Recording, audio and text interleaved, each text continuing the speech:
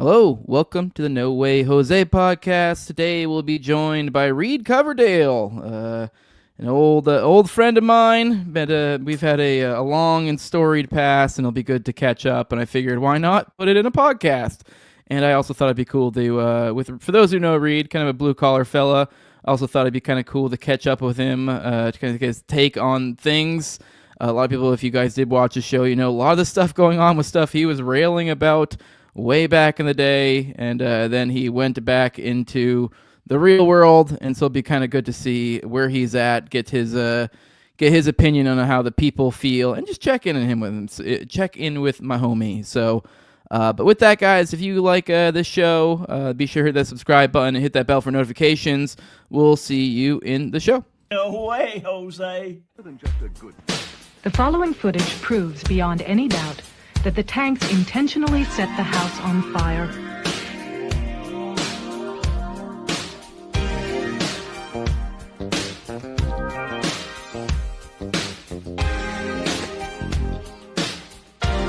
It proves that the Branch Davidians were murdered.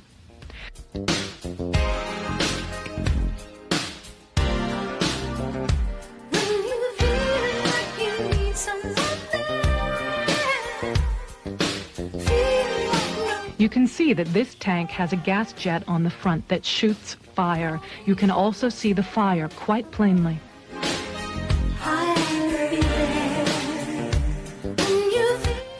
The tank goes into the house twice, and each time as it backs out, the fire at the gas jets is plainly visible.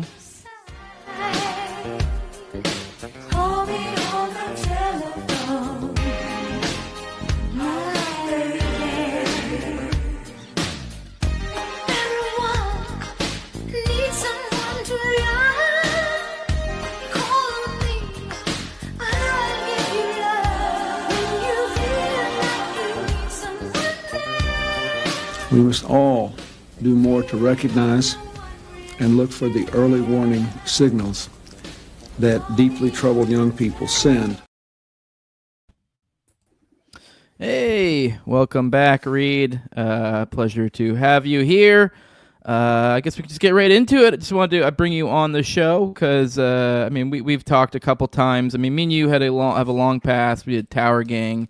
And then just kind of we did each other's shows here and there, and then just you kind of did revert back into the wilderness, and but you had your show back in the day, the Naturalist Capitalist, and a lot of the things that we're seeing now were kind of pretty central themes to your show back in the day. So it is kind of interesting. I do think it's a weird mix between you being the average working man to some degree, then also kind of the fact that this is stuff you used to talk about. So just kind of. I really did want to kind of feel you out to see where you're at with things. There's a lot to go over. I mean, I guess we can just kind of, I don't know. First off, how are you doing? I mean, I know a lot of this. I guess some of this is a little bit performative for the audience here. Me and you've talked on the phone. But I guess a lot of people out there actually may be interested in seeing how you're doing. So I guess just kind of start off. If you want to tell whatever you want to, I'm not trying to put your life on blast, but there's been a lot of major life changes for you recently. A lot of stuff I'm proud of and happy for with you. So I don't know if there's things you want to share. If not, whatever. Say I decline. That's cool too. That's the masculine thing. Why are we talking about feelings in our life events?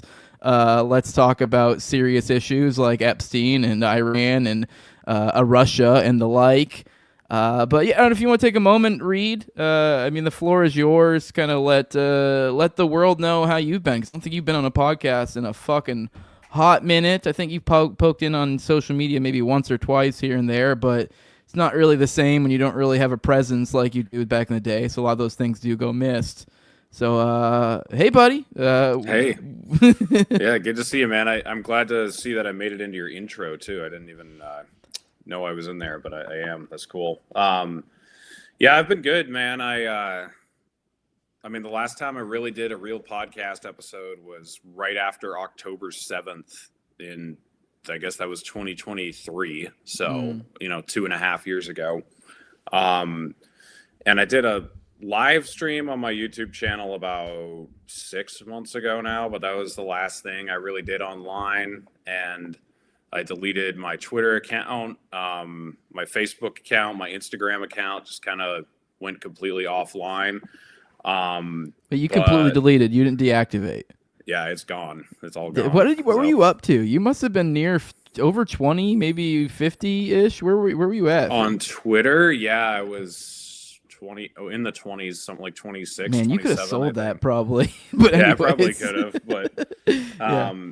I mean, going, as you know, going, like, it's hard to make money on Twitter. You got to be going viral like every day to really like bring in any decent amount of money. So it's just like, you have to be addicted to it, basically. You got to rub too many cocks too, like for real. Yeah. Like, Oh, I mean, dude, it's so I mean, not bad. even being like mean. It is kind of like a social, yeah. game at that point. Which I don't know. Me and you aren't really those types of men. No, no. Some people are better at it than others. I'll just put it that way. But yeah, let's see. A lot has changed since I stopped doing my show. I bought 72 acres of land with my brother in New Hampshire.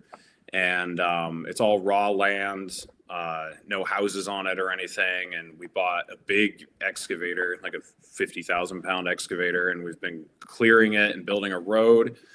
And I met a woman, she's 2 years older than me, but met her a year and a half ago. And I proposed to her in November. So we're getting married in May. And she's an airline pilot. And she's also a libertarian. They exist out there. Not very many. Where was she on September 11th, 2001? Yeah. I won't say what airline or what her name is because I don't want to possibly at all like get her name related to mine so she could lose her job or something like that. But yeah, I've definitely talked with her a lot about 9/11 conspiracies and everything. You know, usually when I fly with her sometimes. We've gone on vacations, and because she's a pilot, she can get me free tickets for standby slots. So if there's like an open seat, I can ride on the plane with her. And I remember we were in Boston airport, and on the intercom, someone said, "American Flight 11 preparing to depart," or whatever. And my brain just went like, American 11, you know, like I guess they didn't stop using that number for American Airlines or whatever. But yeah, we're getting married in May, and I don't know. That's just like, man, things are so wildly different from a few years ago. I was aggressively single, driving a truck, doing a podcast out in Utah, and now I'm getting married, living in New Hampshire, 72 acres. You know, you just never know where life's going to bring you. So the reason I got offline was because the show had already dwindled out. I hadn't done it in forever. And so I sort of had like 1 foot in, 1 foot out. But what I found was when I'd want to be productive with something, when I was getting out of work or whatever, I would just find myself scrolling endlessly. And at this point, I didn't want to invest the amount of time it would take to like still do a show or still really be a relevant person. And so it kind of puts you in the worst of both worlds where you're not disengaged, but you're just kind of there observing, and you're just like spending hours online anyway. And it's just like, okay, I don't want to do this. So actually both me and my fiance, we both deleted all of our social media at the same time. And that was in September. It wasn't intended to be this is just purely coincidence, but it's the week that Charlie Kirk got shot. We had decided like 2 days before that, okay, we're going to get rid of social media this coming week. And then does she work for some Egyptian Airlines? No. It's all American companies, but yeah. I'm not sure if you're abreast of the Candace crazy theories out there with the Egyptian planes. So I haven't heard about Egyptian planes. I've heard something about how was she accusing his wife of trying to take him out or something like that. Yeah, the Egyptian reference was just the fact that there was some weird, like, they were tracking Egyptian planes and spy planes, and they like it really got into the weed with the Candace Owens kind of. And some of it, I think there might have been some fruit to it. I'm kind of the opinion that she's kind of, I don't know, was crazy sloppy and threw people a foot. But I was just curious because I didn't know if you were how much your head is into that. So I made a joke and like it just went over your head. Yeah, no, but yeah. I mean, I was telling you before we started the show, I purposefully, you asked me to come on like, I don't know, less than a week ago. And since then I like have purposefully not spent hours of research because I thought it would be kind of funny to see how rusty I am at this point. I was explaining the Epstein thing to my parents like a couple weekends ago, right when this all started coming out. And it took me like 2 minutes to remember Les Wexner's name. I was like, oh man, the guy from Bath and Body Works. So like, what's his name? And then like, so it goes to show like when you stop doing this stuff, the muscles fall out of shape and, you know, the fluidity definitely goes downhill. But yeah, it's been, I don't know, it's been a good adjustment to, I guess, completely let go, because kind of being in that middle phase was almost the worst, and just being like out of it now is better. So now I feel it's almost obliged to ask, and I'm not even really trying to sway you one way or the other, but I've had multiple people, like say in my Telegram group for my for the patrons, and you know, and some people, you know, just in like the live chat being like, oh, immediately as soon as I said Reed's coming on, I was like, oh, is he doing a show again? Now, I don't know. I mean, maybe you could say, oh, I'll think about it. I doubt you do, but do you have any sort of ideas or even kicking around or anything, resuming a social media presence, podcast, anything of the like? Or are you just kind of maybe appearances for homies occasionally or something? Just because I know people are going to ask. Like, oh, I had multiple people already being like, oh, is Reed doing a show again? No, he's just coming on my show. But I feel like I may as well ask. Why not? Any idea? And I'd honestly recommend probably don't. Yeah. I mean, I am going on Eric and Mike Jackman's show on Friday, but that's because they just bought a studio. I don't know if they probably posted about that on social media, but they actually have a studio in their town in New Hampshire. They live like an hour and a half away from me, so I'm going to go over there and like sit in studio with them. I didn't get rid of my Substack. That's still there. And then I didn't delete my YouTube either. That's still there, mostly because I just didn't want to, I don't know. It's just like, yeah, I mean, it's just like so many hours of, you know, it's like a journal entry almost, like having all that stuff. So I just decided to leave it up. And then I think like some audio versions, like maybe on Spotify, it's still out there, but I haven't like, I haven't had a subscription to Podbean or whatever I was using, or StreamYard or anything. So there's certainly no plan to pick anything up again. The Substack is something I've thought about doing, because that's a little bit, you know, just writing an article once a month or something. And I have like thousands of subscribers on Substack. I didn't even realize I had that many people, but that would probably be the most likely venue if I were to do anything, would be occasionally writing articles. That'd be cool. I could see that. The occasional musing from Reed. That would be. I could go for that. I endorse that. I just felt obliged to ask. I would actually recommend not getting back into podcasting, but whatever, if you have the itch for it. And I don't know, you know, especially, you know, your life might take turns. I mean, you have. I'm assuming your soon-to-be wife probably makes fairly decent money, and you may want to get a kid at some point. I will say, podcasting's not bad for kind of.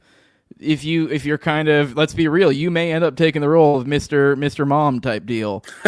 So like, and it's not that crazy to be like, well, shit, I'll throw in some podcasts here and there, because you're gonna have more of an erratic schedule. You're not working kind of your normal 9 to 5. So it does kind of fit. But you know, if you are trying to be a working man, I would not recommend it. But maybe it'll fit into your life at some point. So yeah, I would not recommend nuking that YouTube at all. But okay, anyway, I guess let's just get into it. Let's get into the stuff.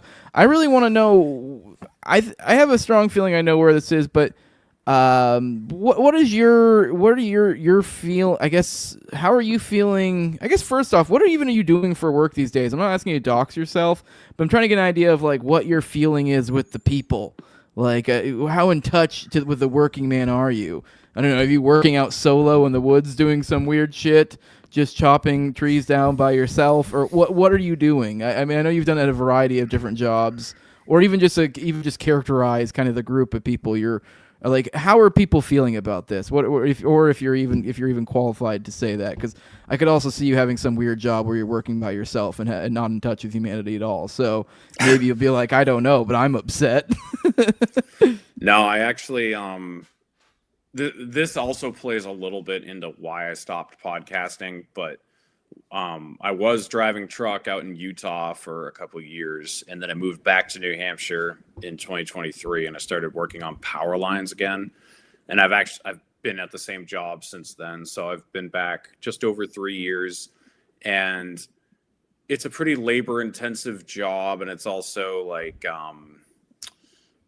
it's a very social job. Like, you're working with lots of other employees. You're not engaging with the public a lot. Sometimes you are, like when you're working in the middle of a city or something on the lines, but a lot of the times we're out in the woods or just on the side of the highway somewhere or whatever, working the lines. But there's usually at least one and up to like 6 other people that I like run into on a daily basis. And so it's a crew of dudes dicking about. Yeah. Pretty much. Yeah. It's like, it's not that you don't have that customer service aspect where you have to pretty things up, but you have a group of guys. So you're getting unadulterated opinions from people regularly. Right. And actually, my fiance and I, we do want to have kids, and at least for while the kids are young, the idea is that she should pretty much be able to quit her job to the bare minimum amount that she can like maintain her credentials and still get us the free airline tickets and the 401k and all that stuff.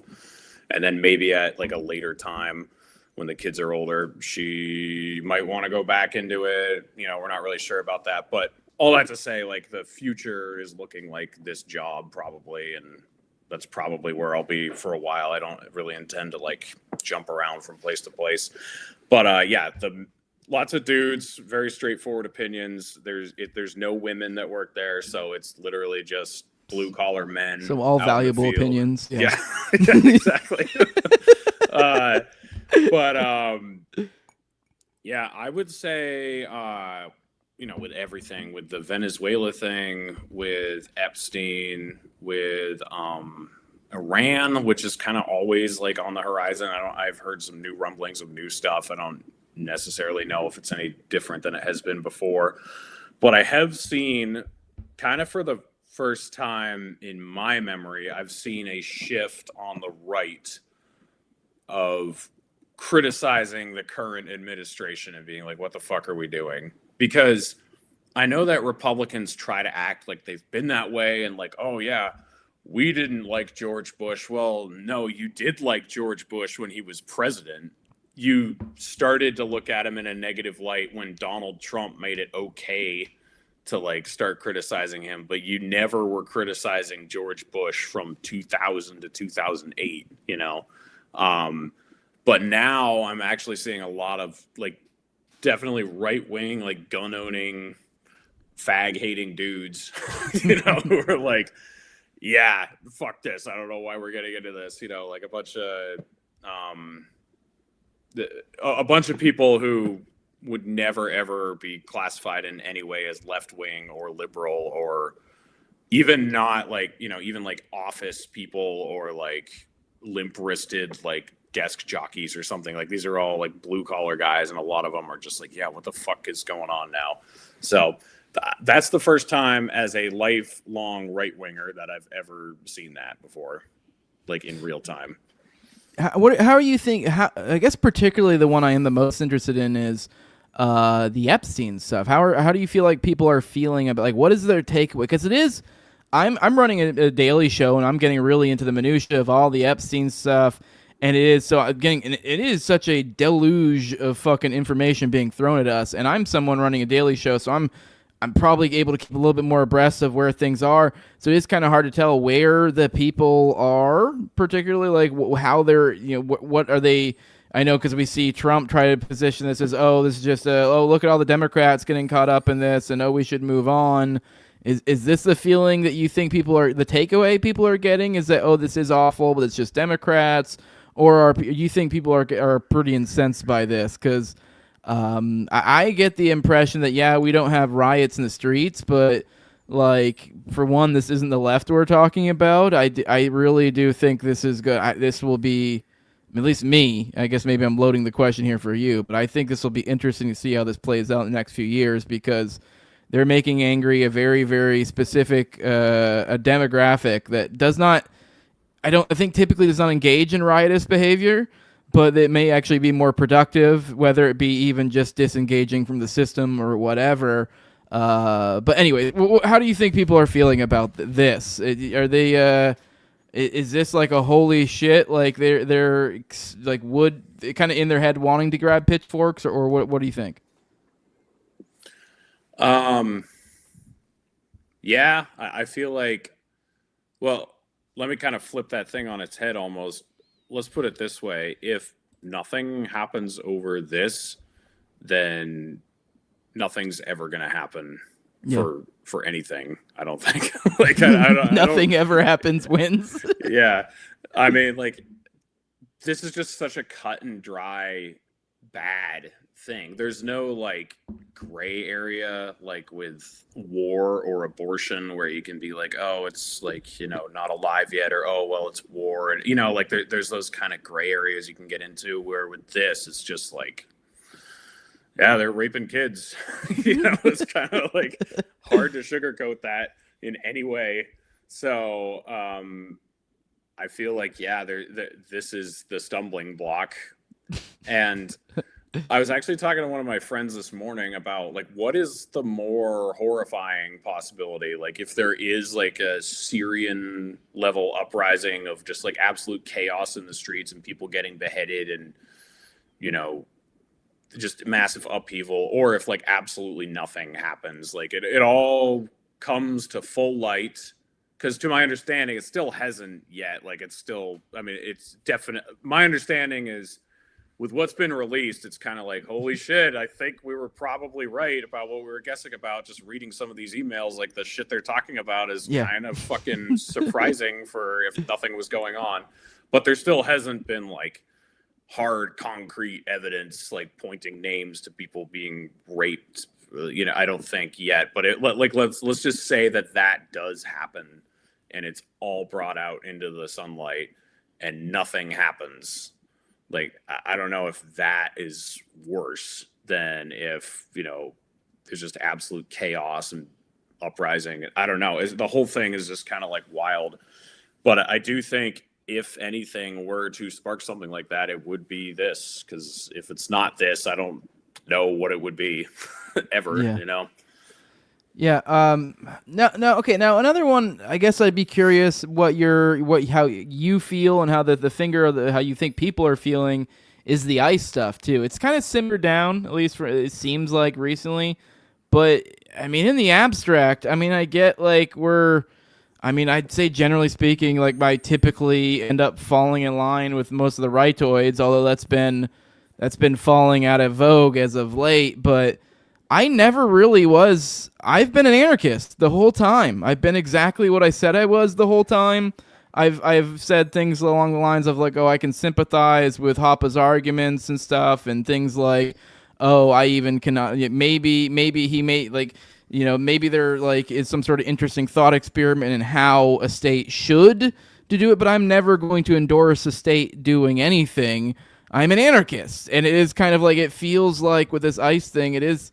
I know if we change the 3 letters to some other 3-letter agency, like ATF, for example, the right would be absolutely fucking incensed with some of the stuff they've done. And at least the influencer class has been pretty disappointing. But I am kind of curious what your thoughts on the people are, because, I mean, I don't know. I'm someone who grew up in rural Maine, and then I moved to Tennessee in high school, rural Tennessee.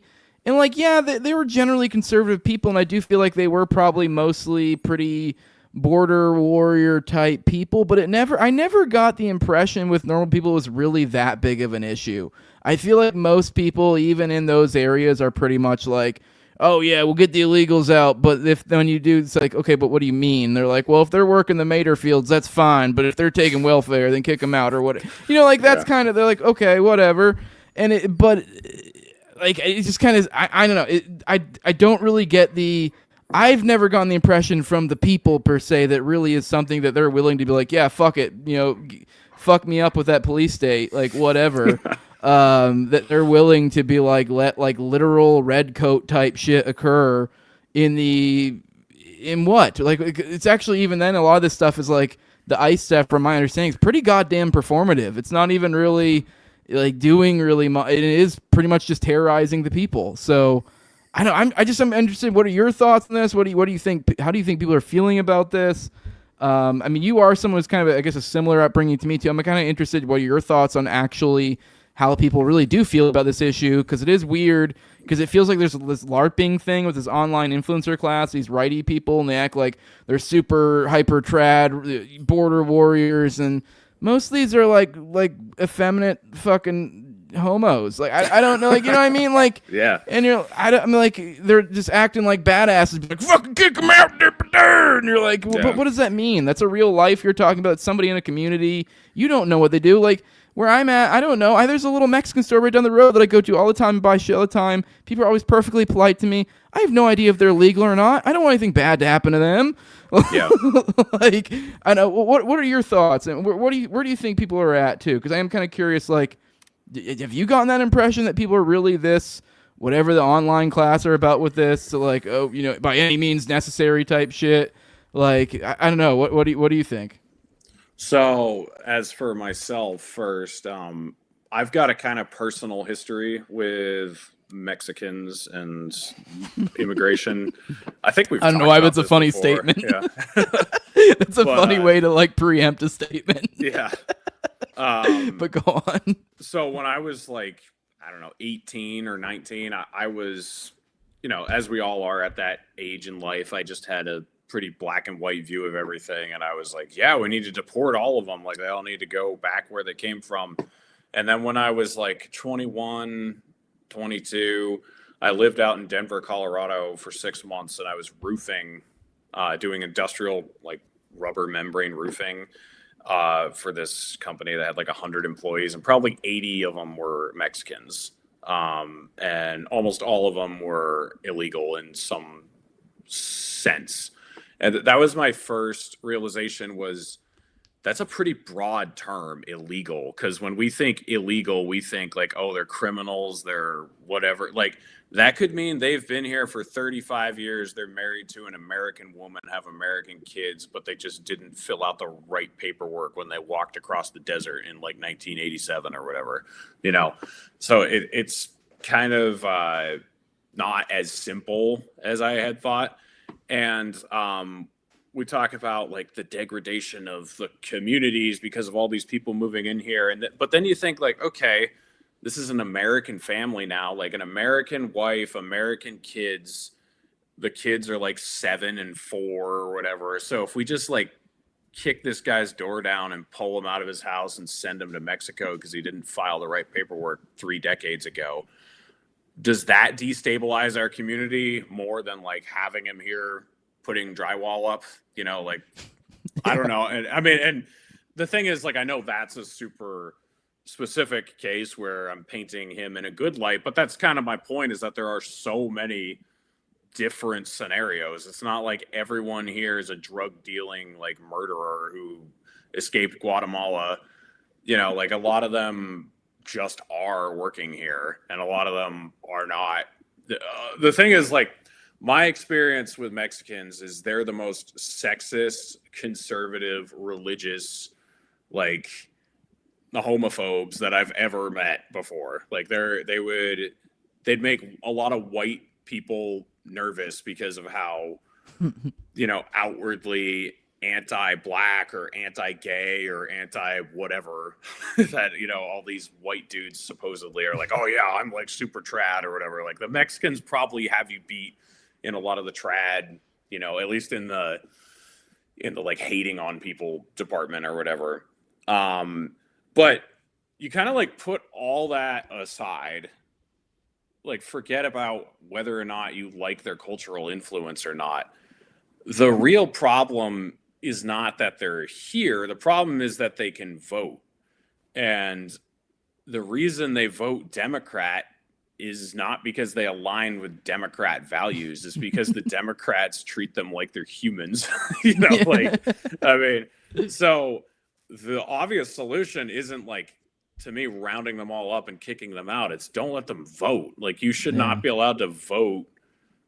You know, I think you shouldn't be allowed to vote unless you own property anyways. But, you know, like you definitely shouldn't be allowed to vote if you're not an American citizen. Like if I own a house in Britain or something, I shouldn't be allowed to go vote for their prime minister. Like, I should have to be a citizen of England in order to actually, you know, I should have to live there a certain number of days out of whatever.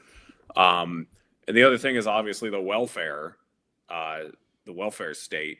But that's another piece of this, is that usually illegal immigrants aren't actually getting welfare. Those are the legal immigrants, the ones who like filed the paperwork. Like, if you're here illegally, it's pretty hard. Yeah. Because you're doing everything under the table, you know, because you don't want a paperwork trail. So you're not paying taxes and you're not getting Medicare or whatever, like any of those things. I guess maybe you could say theoretically they'd be going to the ER and just bouncing after or something. Like, Sure, I don't know who offloads that cost, but yeah, generally, I've always wondered that. Like, how the fuck are you even getting on welfare if you don't? I mean, maybe there's ways around, but yeah, go on.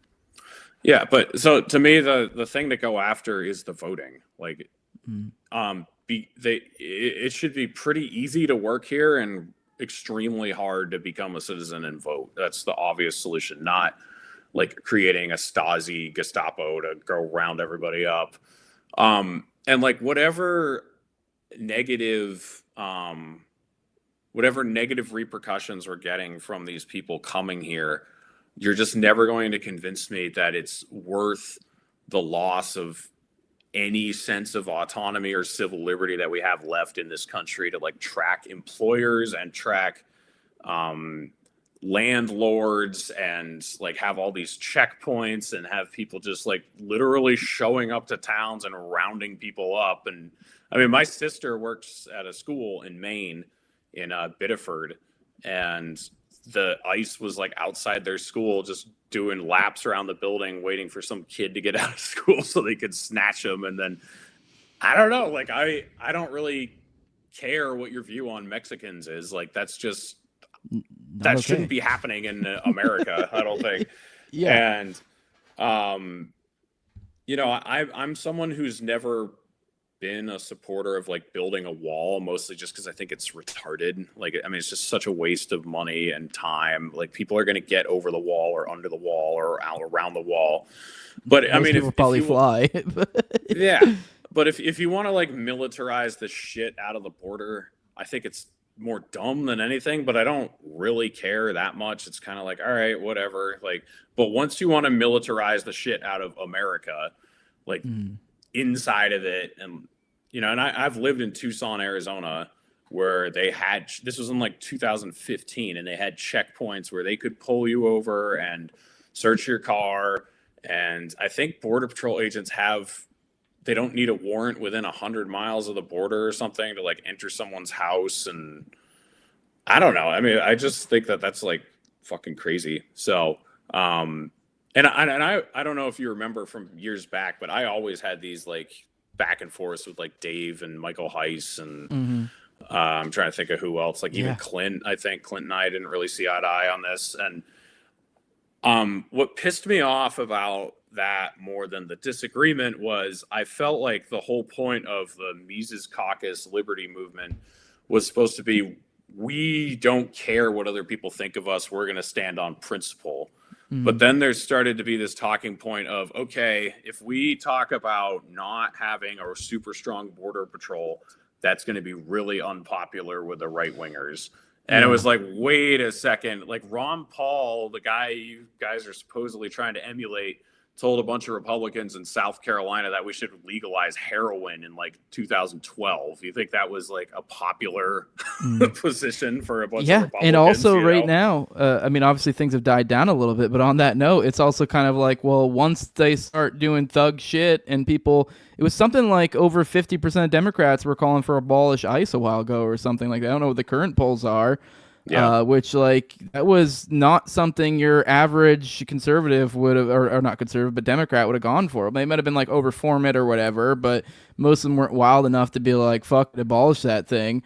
But it became, and there was, I don't know, it became incredibly unpopular. So it is like, if you are hedging your, oh, this is like the populist, whatever, like that's your, which I think if I'm gonna try to, I guess, steel man that argument, let me know if you think this sounds right. They try to take the Hoppian take, and the idea is that essentially that when it comes to borders or immigration control, the idea is to approximate the closest thing to what the people want. So this is kind of how you make populism in a sort of roundabout way be principled, in the idea that be like, well, it's because we're all being stolen from and this is our land and yada, yada, yada. But then wouldn't, by that very same logic, when it becomes unpopular, then now it's, well, okay, well, just kidding. We don't need this immigration controls. Yeah.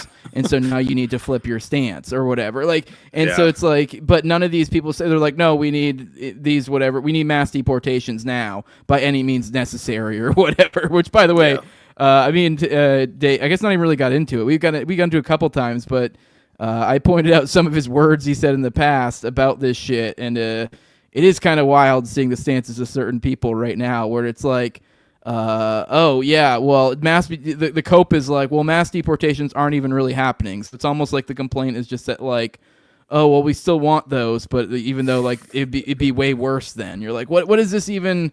I don't know, what even is this stance?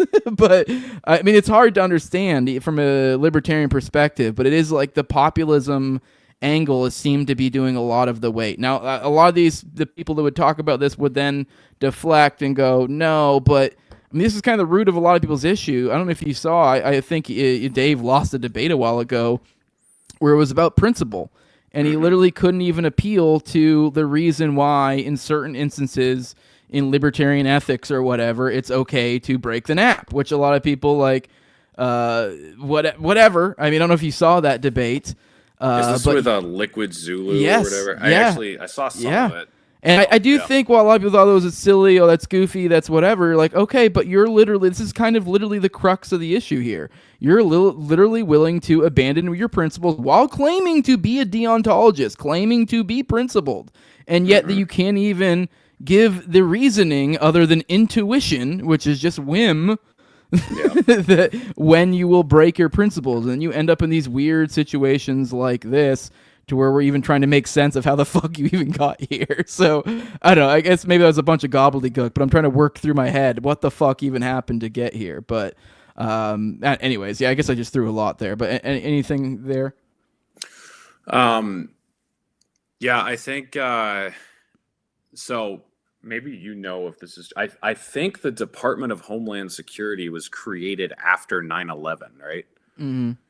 I think so. I think that was the post 9/11 thing. Yeah. Like, to be supporting a government organization that was created as part of the war on terrorism, just like, I mean, because just scratch out terrorism and put immigrants. We're good now.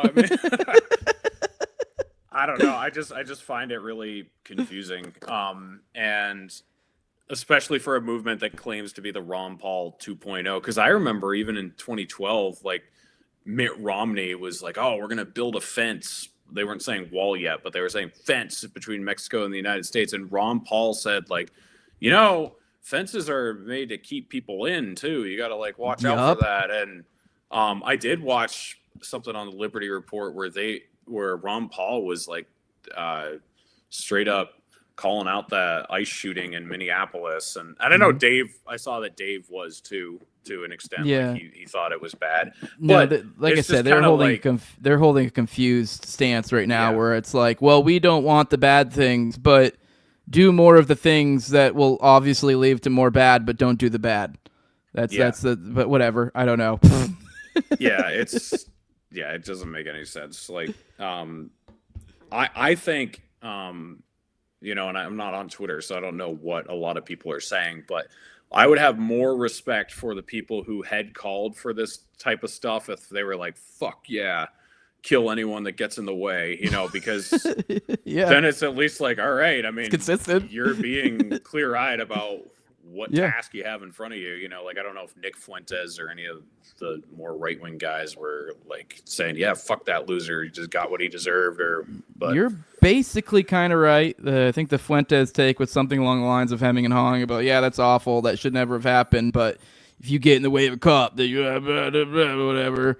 The only irony there is, like, he was at January 6th and saw all his buddies get, like, exactly.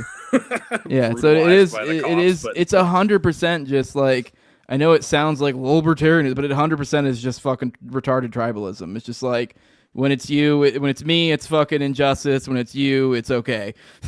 Yeah, and the thing with this is there's always that right-wing trope against libertarians with you're talking about maybe in the next 100 years this could possibly you don't be have to used look back against that us. far. Yeah, it's like, dude, just look like 3 years ago, and you can see how it already was used against you, not even me, like you and me 3 years ago with the vaccine stuff, with January 6th, with Dude, all this, a lot of this whatever COVID shit could equally be used for immigration stuff, probably too. Like maybe not obviously the medical stuff, but yeah. Sorry, go on.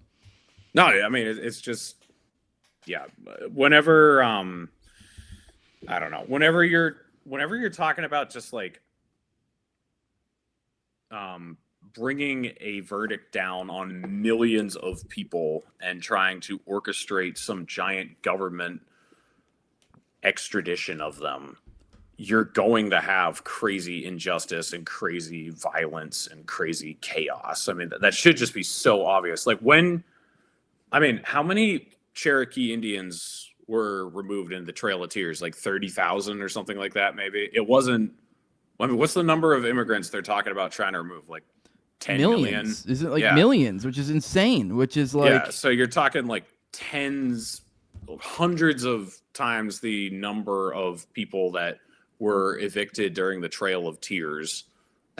And you don't think that there's going to be like some level of corruption and violence and mayhem? Like, obviously there will be. Yeah. I mean, it does seem like it's something that compounds the problem as well, as opposed to, I don't know, anyway making it better. Like the idea that like, I don't know, if we're I don't know, I guess what I'm trying to express is if you as a libertarian are out there going, oh, we need to have more immigration controls, you are literally advocating for more of this. I know it sounds retarded, but you're advocating for more of the state. And it's like, I know a lot of people will be like, oh, well, what do you say? Like, they'll kind of do this like reductive, like, well, you saying you don't want to have cops? Yes. Yes. Yeah. Yes.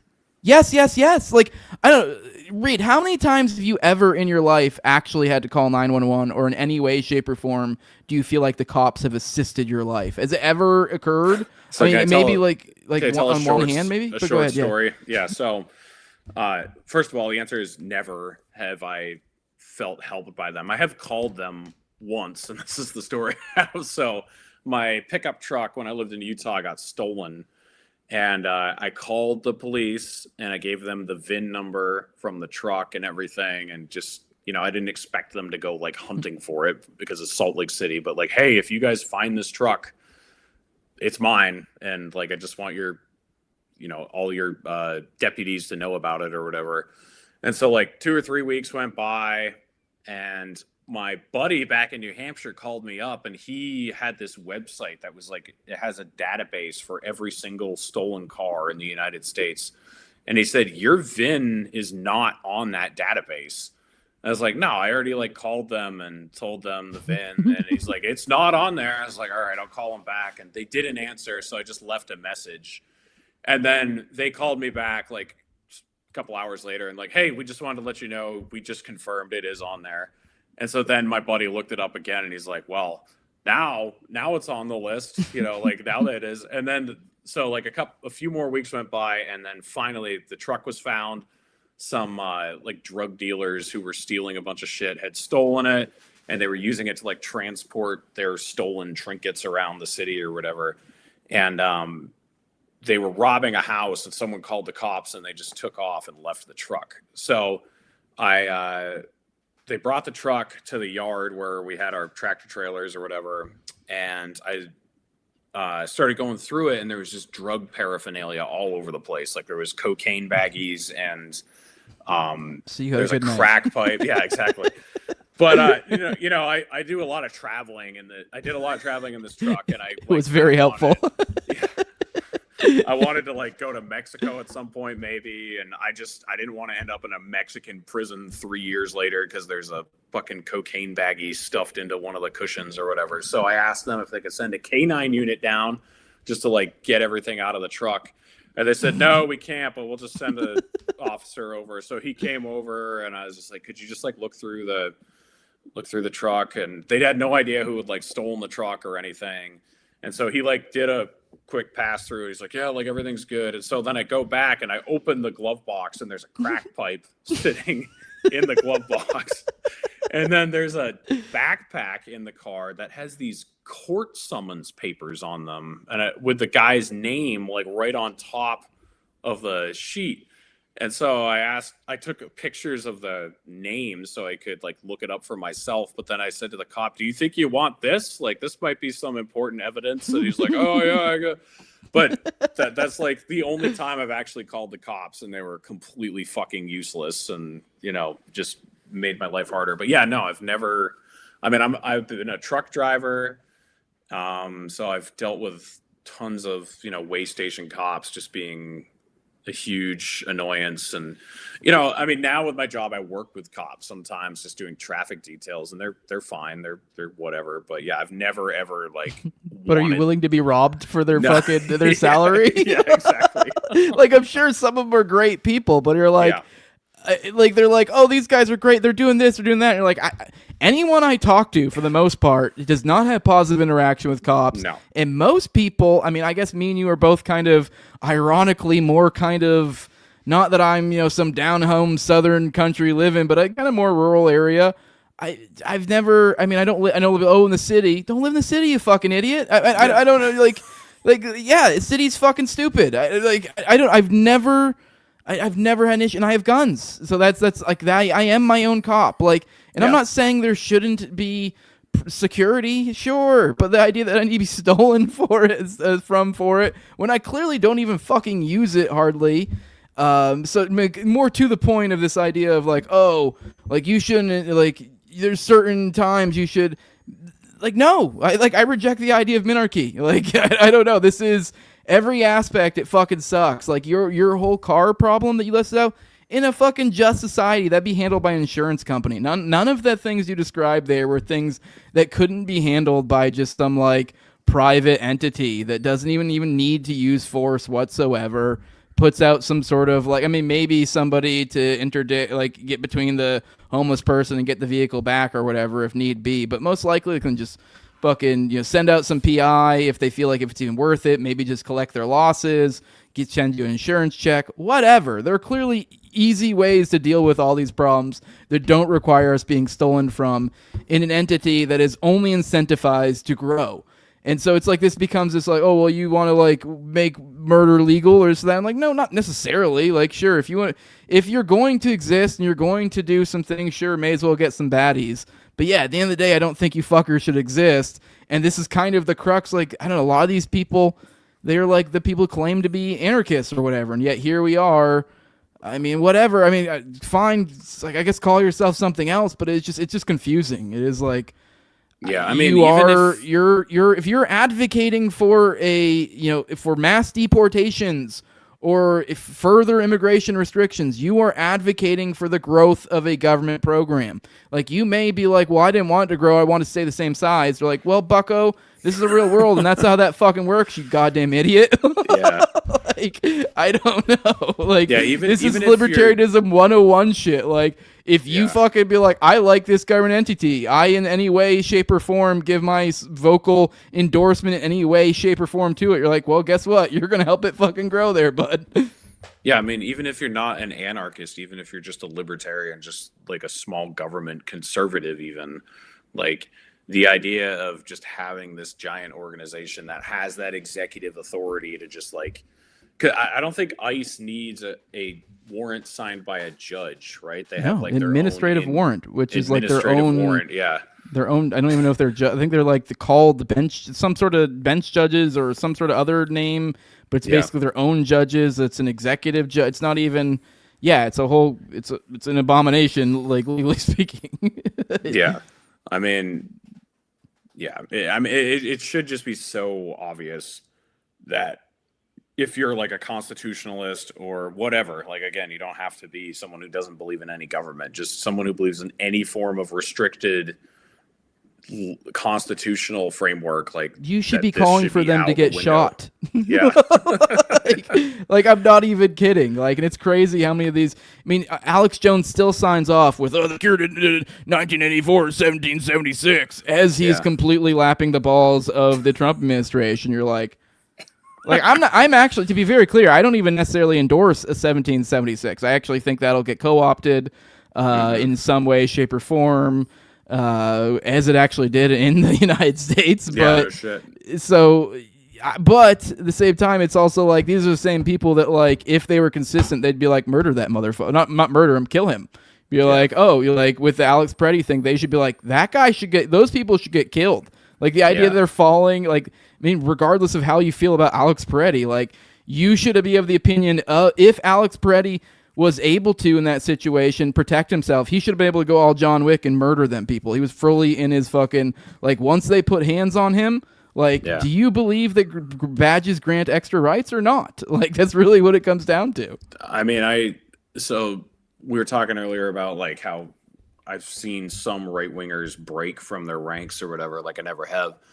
The ones who haven't broken from their ranks, the line they've been throwing out there, which I'm sure you've probably seen on social media too, but they have been saying this in real life is, well, you shouldn't bring a gun to a protest. I'm just like, really, dude? Like some of these guys were at January 6th and some of them like were outside of the governor's house when there was a statewide lockdown in New Hampshire. Like, you know, I don't know if they had guns at either of those things, but you know, if they did, do they really think they did deserve to just get executed if a cop like happened to bump into them or they had to accidentally obstruct them or help because wasn't Alex Preddy helping a woman they just like pushed to the ground or something? Or yeah, they like pushed if I recall correctly, the cop literally kind of comes up, pushes the woman, which I do think she's kind of doing her annoying whistle thing, but the cop did just kind of boom, and then pushed her, and then he did this like limp wristed kind of like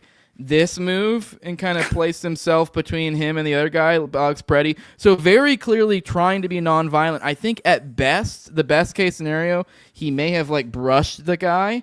So like maybe kind of, but he was kind of, when the cop pushed the lady, I think even said something like, don't do that or something like, or don't push her or something along those lines. And he does this move and kind of sort of gets maybe like halfway between them to kind of almost make like a physical barrier, but like, don't, like, hey, stop, don't push her. Yeah. And then they fucking pepper spray him. And then that's when they take him to the ground. And next thing you know, gun. They pull I think they pull the gun. I can't remember if it's they pull gun, then say gun, or whatever. Either way, he was disarmed once they blew him away. And they shot him like 9 times, right? Yeah, something like that. It was like 7, 8, 9, something like that. But yeah, they just completely just on the ground because he had a gun and because, I mean, and like, people go, oh, he was resisting. You're like, what? Like, this is like, yeah, I'm sure you can look and see he was not maybe going to the 100% ideal body, you know, where they would want him to be for an arrest, like immediately going to the ground or whatever, but he had also just gone pepper sprayed and was kind of like, this was all of a sudden being taken down by multiple people. Your immediate instincts kick in. You're going to try to get to your base.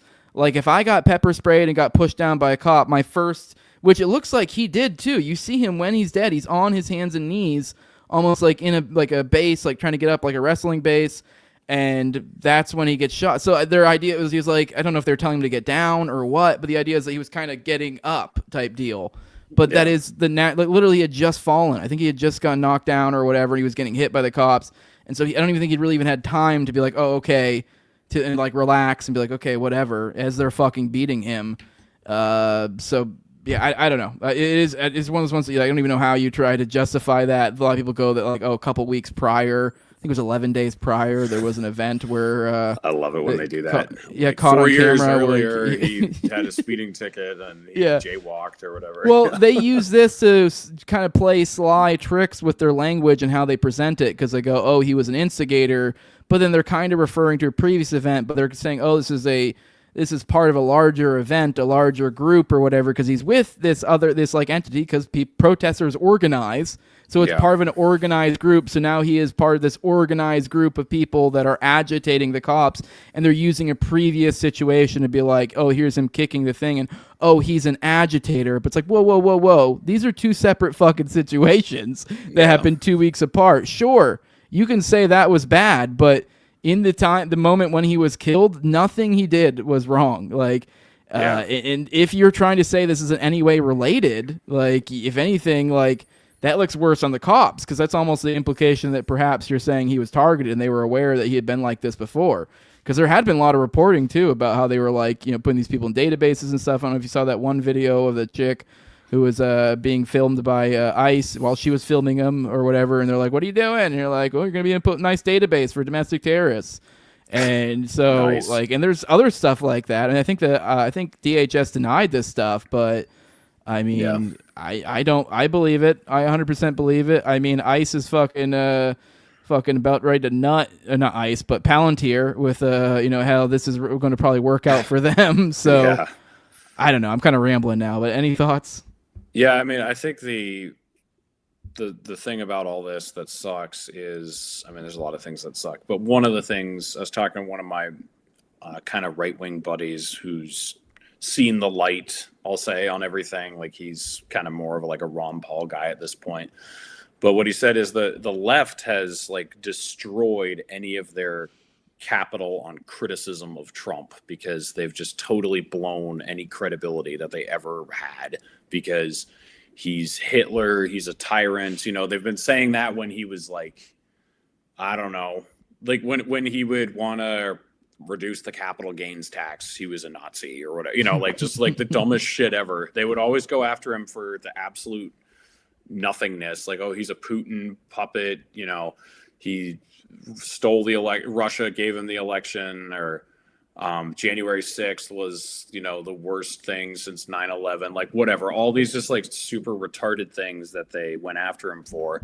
Now when he's actually like doing tyrannical shit, and now when the government is actually doing things where we should be like, holy fuck, this is really bad, no one even like listens to him anymore. Like, I remember when the whole Maduro thing happened like a month ago. People at work were like, yeah, everyone thinks like, oh, we're starting a war, and they're like at a no kings protest. But, like, I just like they've been saying we're going to start a war every time Trump gets in office, but then every time a Democrat gets in office, we start a war instead. And it's kind of like, okay, well, if you're not really paying attention, that's a super valid point, for someone who's just like only ankle deep in all this stuff. And so it just sucks that the opposition is just so bad. Like, I mean, that's kind of why I almost prefer it when a Democrat is president. Oh yeah. Because the right is a lot better when they're being oppressed. Like when the left is being oppressed, they still suck. Like, they suck whether or not they're in charge or being oppressed. Where the right, when they're in charge, they suck. But when they're the underdogs, they're actually like not that bad, because they kind of start sounding like libertarians. And I'll admit, I voted for Trump, which was the first time. It's the first time I've ever voted for someone who won, which was a weird feeling. And I actually wouldn't say I regret it, because voting is this like weird thing, especially for libertarians and anarchists and stuff. Like, a lot of people treat your vote like it's like a sacred thing you're doing. Like, you're entering a holy place and doing something like divine. And I just kind of got to a point where I realized, no, that's fucking stupid. If I'm going to vote, I should almost be looking at it as a joke, like, because it's just so unserious and so like unreflective of any of my morals. It's literally just a game. And so at the end of 2024, I was like, man, it's going to be pretty funny if Donald Trump wins and everyone's going to lose their minds. And it was funny. And it was fun for like a couple weeks afterward, like just seeing everyone like lose their shit. And so like, but I will admit that if Kamala Harris were president, I think that the right wing would be a lot more sufferable at this point. Although, as I said earlier, we are seeing the first time that I've ever noticed like a split where right wingers are actually disagreeing with the administration while it's still in power. And that's something that I think you actually saw happen on the left a little bit with Obama, like in 2010 or so, like the middle of his second term. A lot of left wingers like, what the fuck? I thought you were going to like end the war in Iraq and give us all free healthcare or whatever. And he didn't do any of that stuff. So kind of a similar shift is happening, and some people are dissenting, but it's definitely better when it's like all of them are the underdogs than the way it is right now. Yeah, it'll be interesting to see if they end up falling for it again and fall in line for a Bannon or a J.D. Vance, if people have been kind of shown to be corrupted on many levels are likely corrupted. Which I guess kind of naturally leads into, I guess, what would be another question I'd like to get your thoughts on, about what you think their state is, and I don't know, maybe I guess it doesn't really matter for this one what other people think, but I'm kind of curious, because it's funny to bring this like the Mises Caucus and kind of like that like it was common talking point, the idea of like, oh, the establishment media and this new media coming up and yada yada yada. And I'm not even necessarily pointing any fingers at those people particularly, but just like that theme. I've been kind of saying as of late that I guess what would we call them, the what was it? What am I trying? The current influencer class has kind of, I don't know, made like kind of given the nostalgia feeling for the establishment media, if that makes sense, like of old, and they've actually kind of have put a spotlight on them in a way. There's been a lot of, I don't know if you've caught this trend lately, but I have, especially covering things regularly. I find myself a lot more recently bringing up, actually surprisingly, a CBS article or an ABC article or something from CNN or some interview from this or that, because they're actually pretty engaged and actually doing good work right now. And as opposed to the influencer class that, kind of spent all their social capital sucking Trump's balls, that are, I don't know. I mean, you've kind of pointed out there are a lot of people who have kind of split and aren't really sticking with this, but I don't know. I just kind of, I guess I'm curious your thoughts on the influencer class, and I do find it interesting, that dynamic. Now, it is kind of fun. I do think essentially what's happened is that, like, say you were still podcasting, it would be like maybe you'd be the upper echelon of what I'm talking about, of like this lower class under the influencer class. It would probably be the next thing growing up. Because I do think the current influencer class, their problem is they actually were sort of part of the establishment before. They were like this half and half thing. They were kind of playing with their feet in both worlds, and so they're not adjusting this new paradigm. But I'm interested in your thoughts on all of that. Like, what are your thoughts on the current influencer class? They're kind of, let's be real, they're almost the new establishment media. Like, even if you look at the White House media thing, it's been transformed to a lot of these like gay ass little influencers like Jack Posobiec and Nick Sorter, and I'm trying to think of some of the other names. They're just like, they just feel like a bunch of Gunther Eaglemans, if that name rings a bell. if you know that Twitter account, yeah. Like, so like I don't even know. Like, I just think of like a horde, like an army of Gunther Eaglemans, and like that's what I'm talking about basically. So what are your thoughts? What are your thoughts on the influencer class? Maybe the paradigm of like the old, like Don Lemon's, it literally in the past year, legitimate talking points that I would agree with would be stop silencing Jimmy Kimmel and free Don Lemon. Like, shows what how the backwards fuck? The world is now. And I thought the whole dude about nigger faggot till the day I die. Like with fucking that was my whole bit, literally referencing Don Lemon, and you have me going, come on, what the fuck are we doing? Yeah, now you want to free the nigger faggot. That's how bad it is. Yeah. That should be a shirt. I miss that laugh a lot. Yeah. Holy shit. Yeah. A couple things. One is I'm just glad that I'm not on Twitter anymore, because I sort of ducked out right as AI was like really taking off. And I can't even imagine trying to sift through what is true now on Twitter. Like I felt in like 2020, actually, sorry, not 2020, because there's so much censorship, but probably 2023, we hit like the peak of what Twitter could be. It was like maximum transparency. So, they could say like, oh, this is going on in Israel right now. Like, this is how the Hamas attack carried out. But then you start like seeing all these photos and all these videos that people were taking in real time. And you're like, wait, this doesn't match what they're trying to tell us is going on. Or like the Kyle Rittenhouse thing, like the way we found out that didn't play out the way they said was from all the like on-site in-person videos.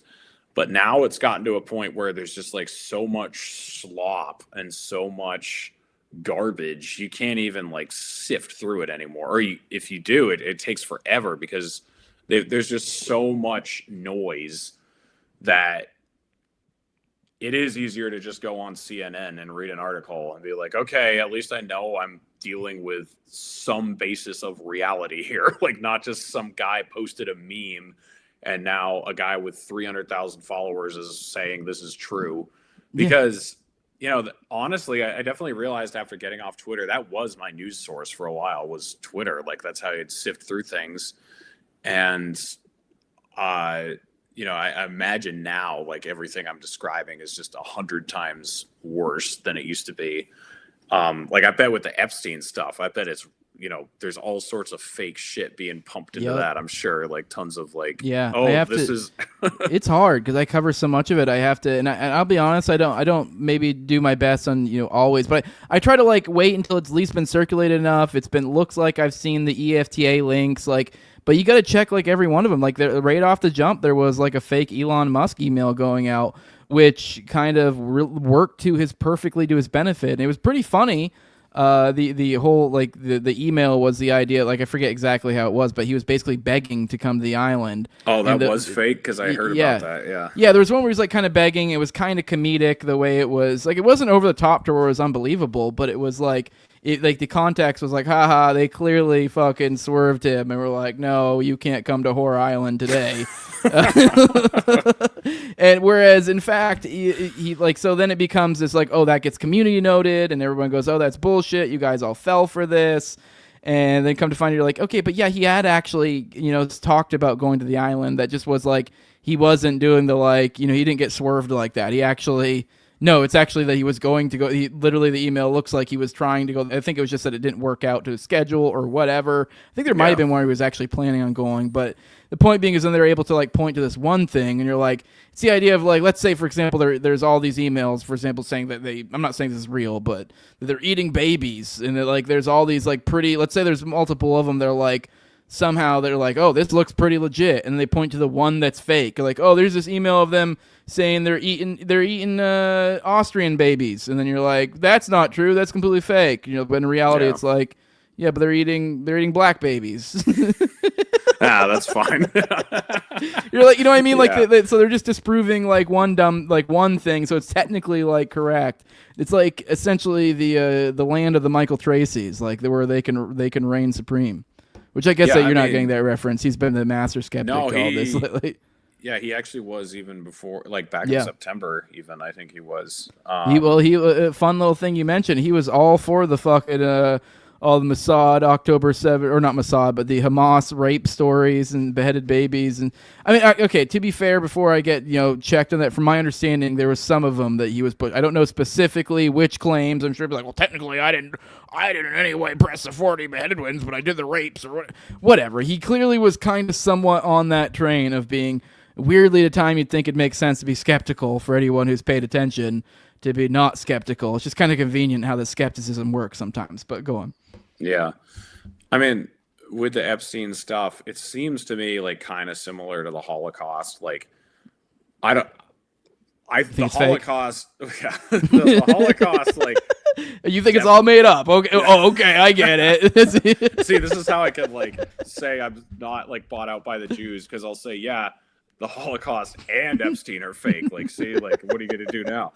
No, like, the Holocaust obviously happened, but there's like so many embellishments that came along with it, like the lampshades and the bars of human soap and the masturbation machines, and like there were a lot of faked gas chambers and like Dachau, and like they just made it seem like it was already really bad, but they just made it seem so much worse than it was, that even for me, like a few years ago, like diving into a lot of that stuff and finding out like, wait, a lot of this was like embellished, it makes you almost come away with, oh, it's like not even that bad, but it's still like, holy shit, there's still millions of people were killed, and that's bad. And that's almost what's going to happen with the Epstein thing, is like when it comes out that, oh, they were just raping 14-year-olds, they weren't eating babies and like sacrificing children or whatever, it's going to be like, oh, okay, well, it's just kind of like an unfortunate intentional distraction smoke screen that I feel like isn't just people being sensational. I feel like this is probably the people who are trying to cover this all up. It's almost their wet dream for it to take off like this, and people to like fill it with so much fucking bullshit and slop that you can't even like discern what the truth is. But to your earlier point, that just that that goes to show how ineffective the independent media has been at delivering truth compared to the establishment media. And I do think another problem with independent media is it's all like bros, you know, like all these podcaster bros who don't want to step on each other's toes. Like, we dealt with this the Libertarian Party of New Hampshire stuff. Like, we couldn't say anything bad about Tim Pool because he was like one of our top platformers. And it's like, fuck you. I had you on the show when we did a struggle session with Dave Smith about this fucking shit. It's funny that, like, I'm not trying to bring up the beef I had with Dave, but it is like, that is kind of relevant to all of this. Yeah. Like, I mean, like, I don't care if, like, I was on Tim Pool's show twice. I think he's a fucking idiot. You know, like, he says so much shit that's just so fucking dumb. And, you know, like, there's this like, oh, I need to like ball wash this person before I like say that I disagree with their god awful take that they just said to their millions of fucking listeners. Or because I did see that thing about Tim Pool where he was saying like, I'm the boot. Like, you know, I'm not a bootlicker. I'm the boot. You saw like, that back and I mean, not to get into like any drama, but I was astounded. Sorry, I guess whatever. I'll let you talk. I didn't know if you were getting at like how that back and forth went, but I don't know if you saw that one. But go on. So little bit of you know, when we talked what, like 3 or 4 weeks ago. Yeah, I forget. For a we little talked bit. A couple times in the past few months, I think. But I actually was my fiance and I were flying back from the Caribbean, and then that huge snowstorm that went like all the way across the country. We got stranded in Miami, and we ended up driving back to New Hampshire from the South. And so I just talked to you on the phone. So we actually went on YouTube and we were like listening to Dave Smith's episode where he was talking about Tim Pool. And it was so funny because like he just kept talking and talking and talking. And my fiance was like, boy, he complains a lot, doesn't he? And I was like, oh boy, I've got an episode that we've got to listen to. So I actually pulled up that episode we did like a few years ago or whatever on your show. And I hadn't listened to the whole thing since we did it. Like I just heard little clips of it and I was like, oh man, this is so bad. But it's just like that whole, you know, especially like seeing him beef with Tim Pool now and like call him, I forget what he said about him exactly, but it was like, he did a little gay like voice. Oh, like you're like the boots. Yeah, like you're a little boy playing with a Tonka truck or something like that. Like you have no idea what the fuck you're talking about or whatever. Like going back and like, you guys are saying mean things about Lydia, and Lydia works for Tim Pool, and they had me on the show once, and so you can't do that. And it's just like, you know, that whole like nepotistic bullshit. It's weird. Yeah. Like it's a truth blocker. Like you're not ever gonna have. And it's people, parasocial. Like, really saying what they think. This is my thing that because I went through this recently, and that's kind of like me, and I guess you could say to some degree we had a falling out. We had a couple little tiffs, and it is this weird like. And I felt like I never really was out of pocket initially. I was just being honest, and then it immediately would blow up, and people get sensitive real quick. But it is this impression of like it's that thing of like. You like I remember Dave even said on Jacob Wintergrad's show about like something about like, oh, but don't betray me or whatever. And you're like, first off, like you and Dave probably had a better, more of a relationship than me and him did. But even then, I'd be interested to see how you characterize your relationship. Me and Dave are acquaintances. Like he's been on my show a few times. Yes, he has a large podcast, but it's like. I don't know. I mean, I guess maybe once I've done this enough, I see what I get out of like a Tim Pool appearance or a Dave Smith appearance. Like, for one, like, I don't know. I guess not that I'm necessarily quantifying, like, should I wash someone's balls because it works to my advantage? But, like, even if I was going to, it's not that great. It's not like it's almost not worth the, like, the being a bitch. You know what I mean? Yeah. Like, but it's also the idea of that, like, we don't even have that relationship. What the fuck are you talking about? And I know it sounds like some weird drama, but it is true. But this is a conundrum that happens online, like what you're describing there as well. It's like, what? I mean, like, I don't know. I guess maybe there's a certain level of, like, but I don't know if it's just a, like, hey, being honest or this or that. It just seems, it is really gay. It is this weird, like, it becomes this insider-outsider thing. Like you can't imagine if like Sean Hannity was like, look, I love Rachel Maddow. She's a great person, but like, let me disagree with her on this point. Like, it would be so fucking weird. Like, they never did that type of shit. They'd just be like, oh, you heard what MSNBC said, blah, blah. I mean, it's like a whole different level of bullshit, but there never was this, like, fear of abrasion or fear of, like, you know, stepping on someone's toes or whatever that there is now, which, like, I mean, and I don't know Ian Carroll at all, but I feel like him, like, someone like him is going to be hard to, like, disagree with without him getting, like, pissed at you or something like that, you know, like,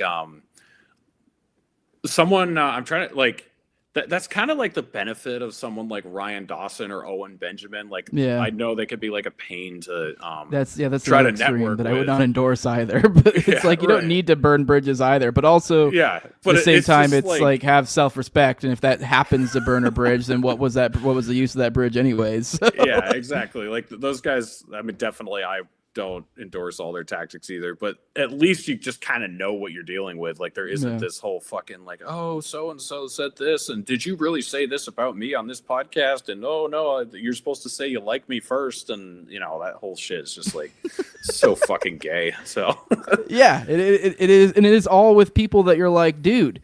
Like, this is someone, like, these are a lot of times people that you're like, maybe they'd respond if you sent them a DM, maybe you talk occasionally.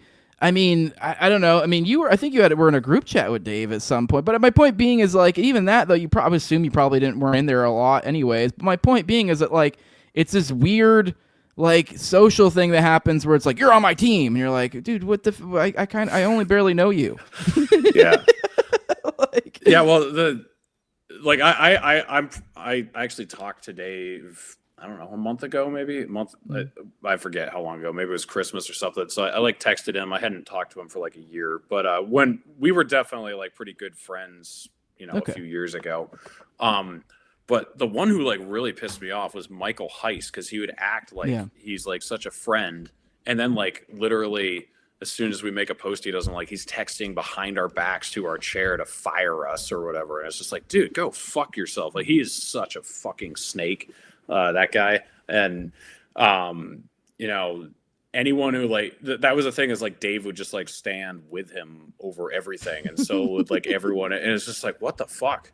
So I don't know, just there is this like really dumb opinion that was in that movement, not just with Dave, but with a lot of people, that if you disagreed with them, that you were like stabbing them in the back, you know, somehow, or if you like didn't agree with their tactics, or you took something a different direction, that you were not Ron Paul 2.0 anymore, even when like it had to do with stuff like immigration, where we were talking earlier, where it's straight up not Ron Paul 2.0 what they're doing either. Yeah. And, you know, I don't think Ron Paul would have made a lot of the jokes that Dave made on his show. And like, you know, I mean, there's just like so many things that were different, but like, if you didn't fit into this tiny little box of what was acceptable to say, then, you know, you're like a traitor to the movement. And I feel like, you know, I remember seeing how like dysfunctional that was, but then looking at like the Epstein circle, like you want to talk about dysfunctional where everybody hates each other, like Whitney Webb, Ryan Dawson, Johnny Vedmore, like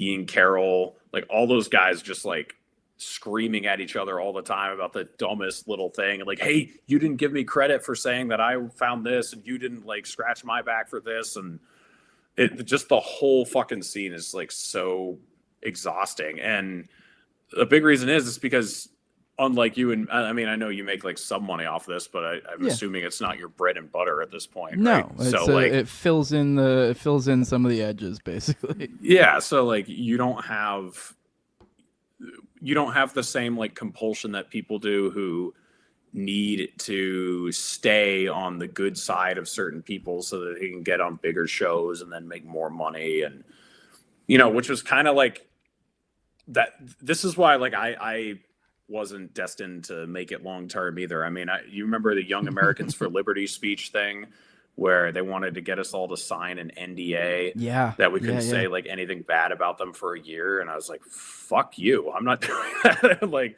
you know, I went to that Nick Fuentes Groyper thing out in Oh, yeah, Las that's right. Vegas, I and forgot like about I got a bunch of shit for that, and they're like, "Oh, so you won't go to Young Americans for Liberty, but you'll go to a Nick Fuentes thing?" I was like, "Nick Fuentes didn't make me sign a fucking NDA to go shake his hand." Like, and then I did end up speaking at the Young Americans for Liberty thing because they like took that out of the clause. But a lot of people that we both respect signed that NDA and like went and gave a speech. And to me, it was just like, what the fuck is the point? If I'm like, at this, I think I made like $10,000 off of podcasting at that point, and not in 1 year. That was like over a couple years. So it was like, I can't fucking live off that. That's like cool for like filling in the edges or whatever. But that's kind of a lot of this is also for like chump change is what makes it so nuts about all this. But go on. But just if I'm like already going to sell out when I can't even make like a quarter of a year's living off of this, like why not just go work for CNN where I could make like 6 figures a year a lot faster and be part of a network that's gonna like support me more? Like, why tell the truth? Why like do my own podcast if I'm already gonna become a shell of a human being throughout the process? And I feel like so many people just like gave that up so quickly and just don't care about it. I'm trying to think what else I want to probe you on. I got a lot to talk about. You got any thoughts on Teal and any of the weird connections? That's something I've thought about a lot these days. Have you have any thoughts on that? Kind of this is, I guess we're talking the influencer class too a little bit. So that's one thing I've noticed when you start peeling back the layers a little bit, and this kind of relates to the Epstein stuff. I don't know. I mean, I guess you haven't been as tapped in these days, so maybe this isn't something in your wheelhouse, but I'm just curious if that was something maybe even you noticed back in the day, because this kind of ties into essentially my point I'm getting at is this motherfucker's like buying off everybody and shit. So I think I did call you when I got into, I think the first time I called you is when I like, maybe was it when I like kind of pulled off that crazy, went ham on Daryl Cooper a while ago? Was that when I called you the first time? I don't even know about the Daryl Cooper thing. Okay. Oh yeah. No, I pretty much ratioed his ass multiple times, essentially pointing out, because this is when the first Epstein drop happened, and there was that one photo with Epstein, and there's that like croc foot, that little like little kid's foot with a croc poking out, and he's like, all I got are Fed posts, and then I like replied something along the lines of like, how are you still feeling how did I phrase it? I said something along the lines of, are you still feeling good, or I don't know what word I used about JD Vance, the Teal creation, and then he got all weird about that and kind of was like probing. And I don't know if you've dug enough into it, and like if you know enough about Daryl Cooper, you're like he should know. If he doesn't know, I mean, he's not like the Epstein guy, but he's one of the Epstein guys out there. So like he should be aware of all the Teal connections, and he's openly. For one, he's openly been like a JD Vance guy, and he's also been, he's admittedly gone to one of those like Teal dinners, which like, I don't know, whatever, but it is one of these things I've noticed behind the scenes. You're like, it is weird, like also with JD Vance, like if you know anything about JD Vance's story, that butthole is bought and owned by Teal. Like, I mean, I don't really know how to other way to cut that. Like, that's Teal's bitch. That is Teal's bitch.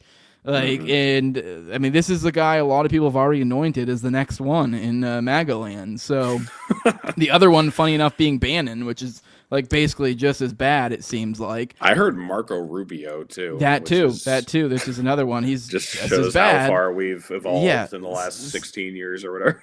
So it's I mean, and then that kind of became this whole thing. I forget where I was even getting at. Oh, it's the idea that just Teal kind of behind the scenes. And it's funny, I actually talked about this on one of my shows a while ago.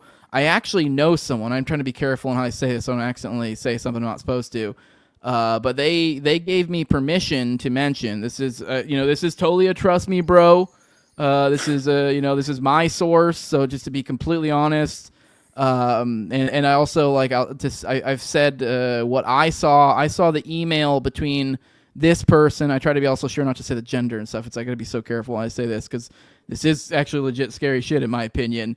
But this person got reached out to by some of Teal's people, kind of interested in their work, and then they told me about their interaction with them, because they ended up, like I guess, like a month or so later, essentially having a Zoom meeting, and they showed me the email. So this is what I have seen the email, and so I know who they talked to and stuff. I still have it somewhere. And so I can, I mean, obviously I can't, I'm not willing to show it. They're not allowed to, but for what I can corroborate, I guess, is that I saw that they talked to them. They were interested in this person's work, and they had arranged to talk or whatever. So, and so anyways, this person then tells me that they talked later, and the first thing this person was asked was, so what do you think about this Epstein stuff in this Zoom thing? And then this person kind of like asked for like clarification, kind of like kind of confused. And they mean like, oh, kind of like Whitney Webb or whatever.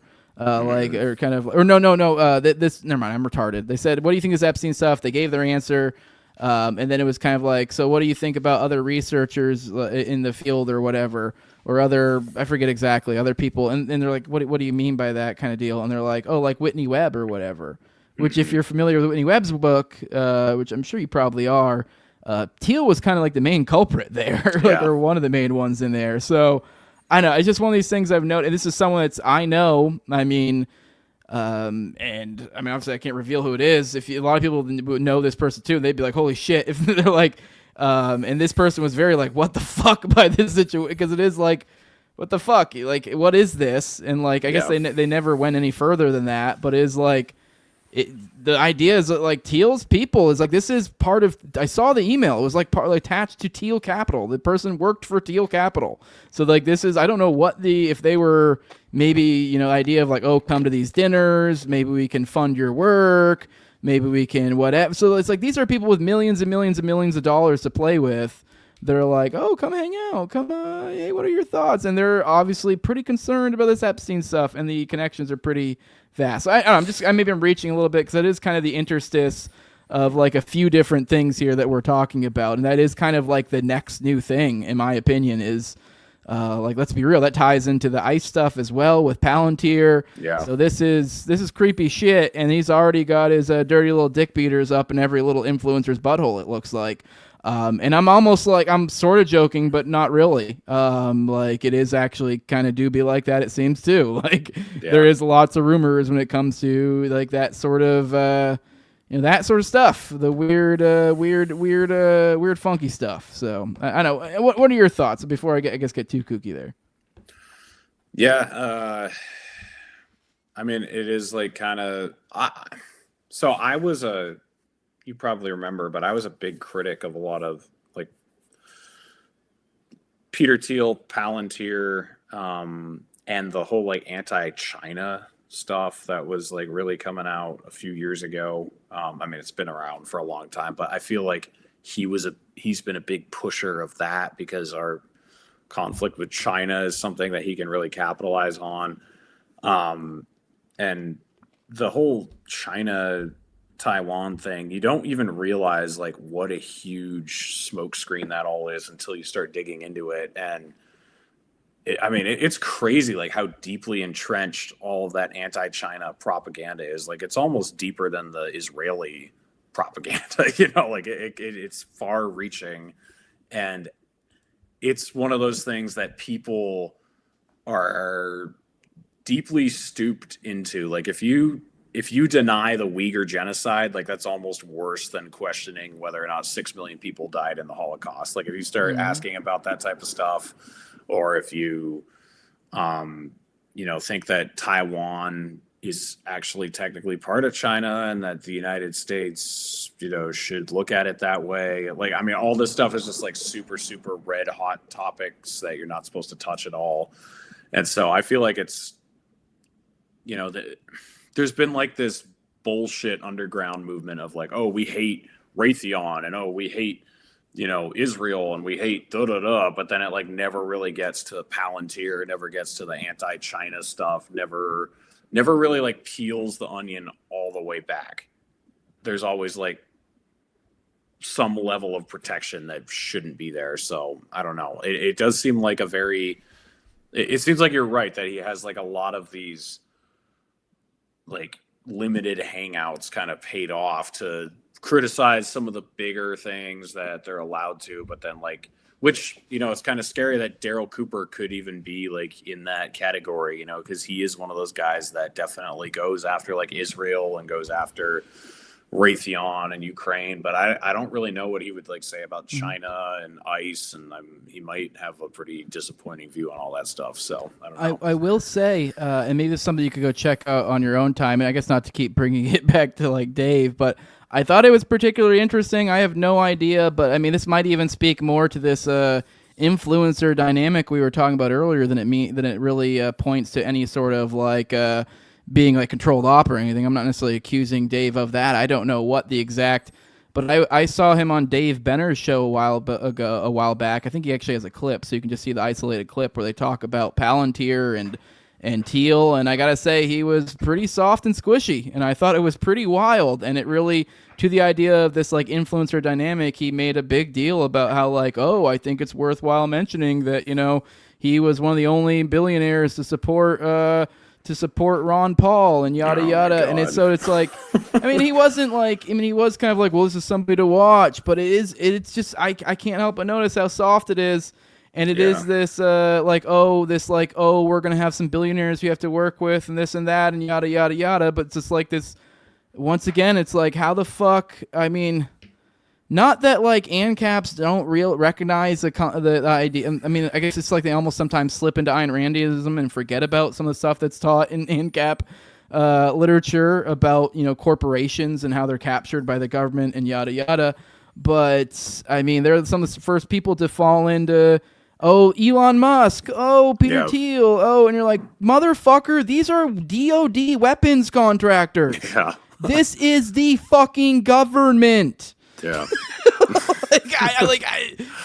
You're like, oh, it's almost like, oh, you're some stupid commie. Like, this is some capitalists. Like, this motherfucker works for the goddamn government. He provides weapons, arms, technology to kill people for the fucking government. Like I don't, you couldn't be any more the government really than, I don't know, literally being like Congress or something. I don't, and even then you could make a pretty solid case that these guys are worse than that. This is like the deep state basically in a certain sense, but in like maybe a flip sense and like the weapons contractor side of it. But yeah, what the fuck? I don't know. It does seem like, so back in the end of like George W. Bush's second term, there were kind of like these underdogs who were coming up, like Jon Stewart and Stephen Colbert. Like, have you seen Stephen Colbert's bit at the White House Correspondents' Dinner? It's so good. Like, no. This was when George W. Bush was president. So like a 2003. I mean, I may have, like, if I saw it, I might remember it, but it's not something like occupies space in here right now. Yeah, I mean, it's like, it's so well done, and you like watch videos of Jon Stewart back then. They're just like so good. Like, he's just nailing George W. Bush on everything.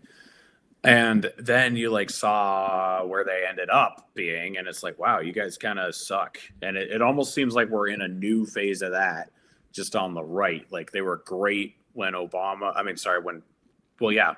was president and when Biden was president, and to an extent when Trump was president, but it's still kind of like a little bit of a limited hangout. Like, there's not a lot of people who are just like straight up anti-war, like across the board, or anti deep state, like you're talking about. Like, it's just very specific things that they're willing to go after. And so maybe this is like the second wave of that type of thing happening. Yeah. All right. Actually, it's funny as as we were talking about this, I checked over to Twitter to see. I usually just keep it up because you never know what pops up, and in conversations, you're like, oh shit. And I just thought it was funny that somehow, I don't know if maybe one of the patrons that was watching this or something went to go find it, but someone, when you get a like on an old tweet and you're like, what the fuck? Yeah. It's literally the tweet we were talking about, the martyr made. So I don't know, whatever. Figure maybe look at it as funny. Here's the one that says, all I've got is Fed posts. Here's Jeffrey Epstein and the little croc from the little kid there. Yeah. I said, still feeling bullish about JD, the Teal creation. So, okay, I didn't ratio him there initially. And he goes, what does that have to do with anything? And then he, a little 30 there, and they go, damn near everything. If that's a genuine question, that's a genuine problem. You either should know better or do know better, especially now of all moments.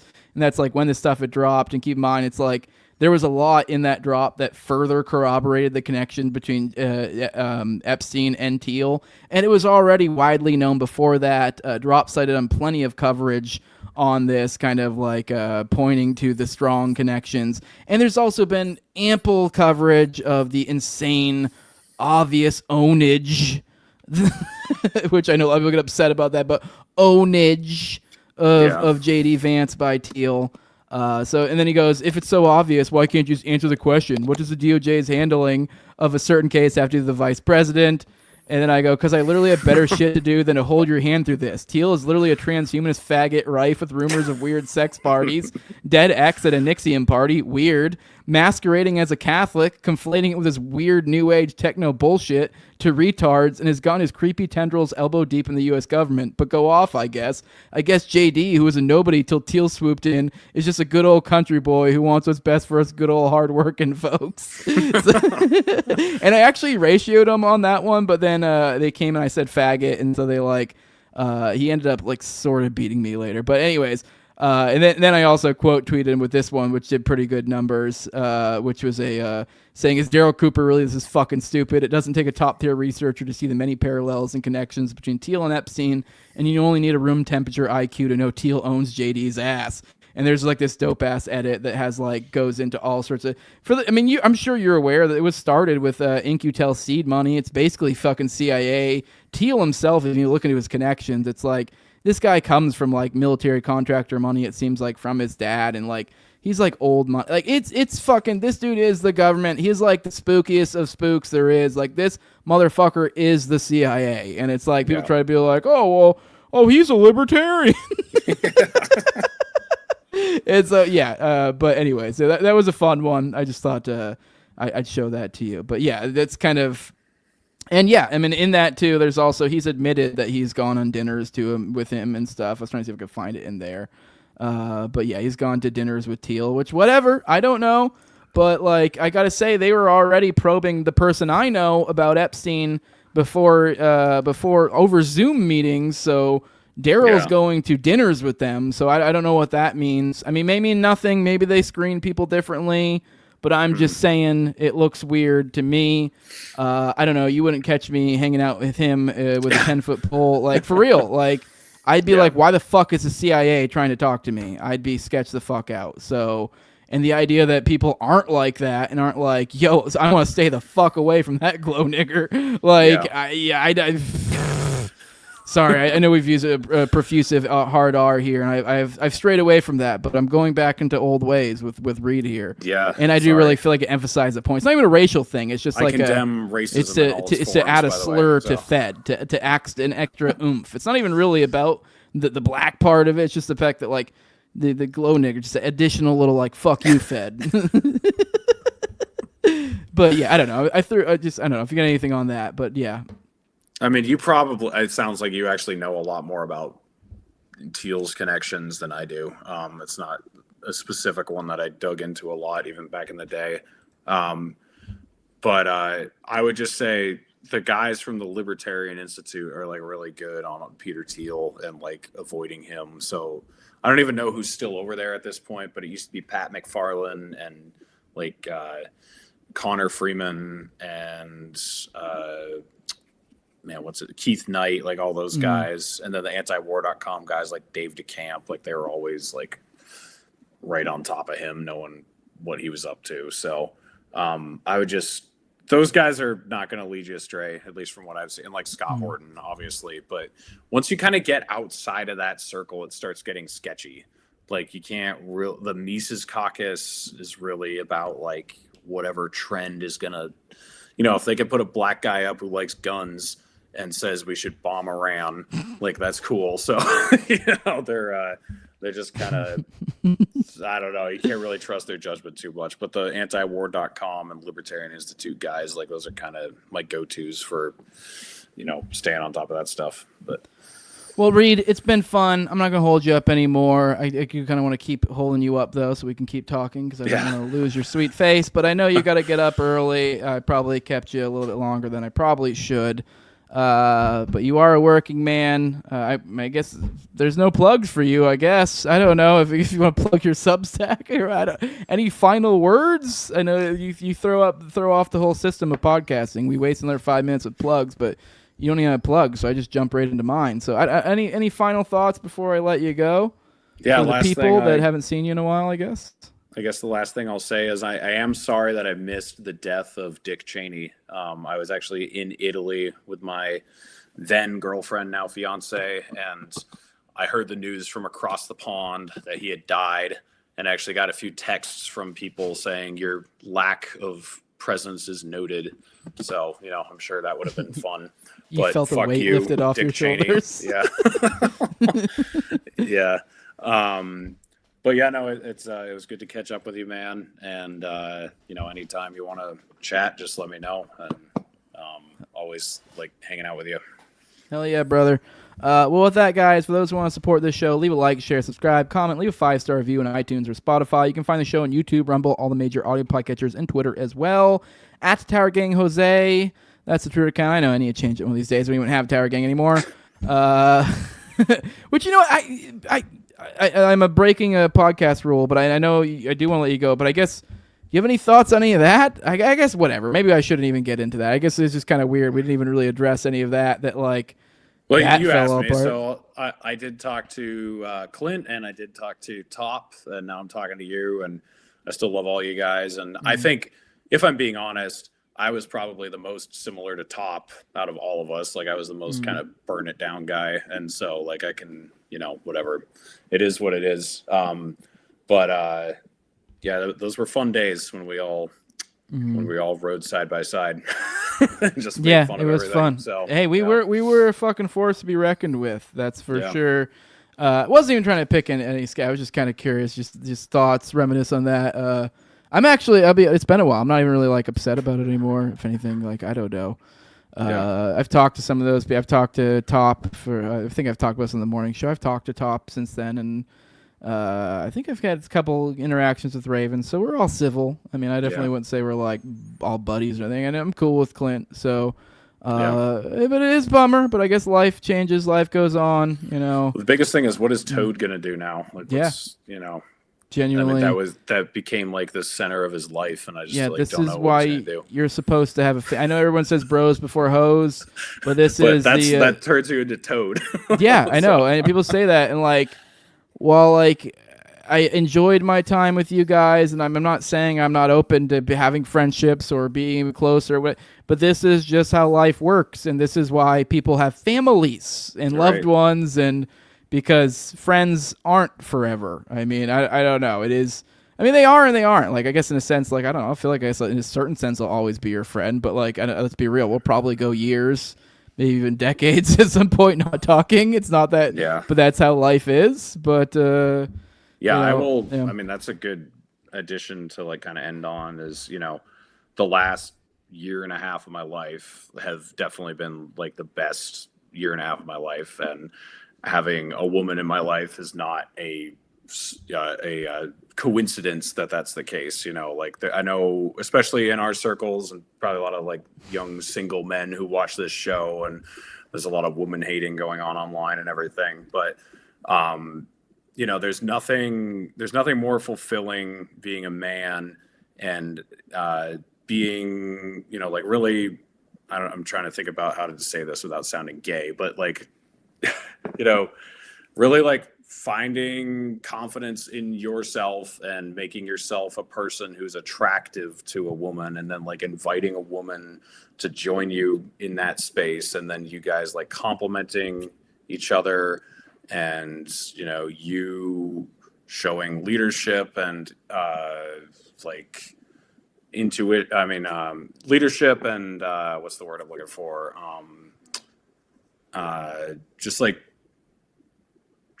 being there and like creating space for things, and then like her doing things with you and being a team together. It's just like a really, really powerful thing. So you're also creating a life together. So this is a life partner. Absolutely. So this isn't like while me and you had our time in the sun, we were friends, and even Tower Gang the same.